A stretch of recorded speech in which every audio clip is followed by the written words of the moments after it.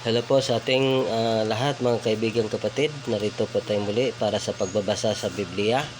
Okay po, babasahin po natin dito ngayon sa Santiago Kapitulo 2, versikulo 14. Tapos talon po tayo sa 17. So ganito po ang sinasabi.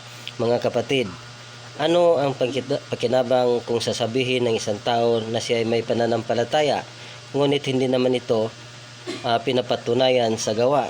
Maliligtas ba siya sa ganung uri ng pananampalataya?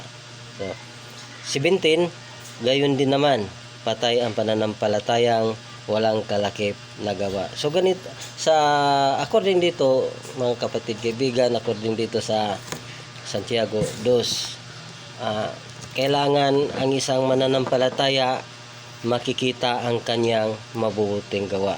So ang kanyang mabubuting gawa, yun ang resulta sa kanyang pananampalataya. So according po dito.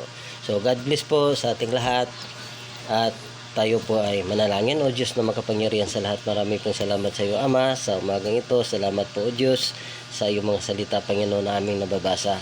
Pagpalain mo o Diyos ang lahat ng mga nakapakinig Panginoon sa bidyong ito. Ikaw o Diyos ang magpapala sa bawat isa sa kanila, maging ang buong sambahayanan nila Panginoon, ikaw po ang magpapala. At kung sino man Panginoon ang nanood sa bidyong ito na may karamdaman, ikaw po Panginoon ang may kapangyarihan na magpapagaling sa kanila o Diyos. Marami pong salamat sa inyo muli.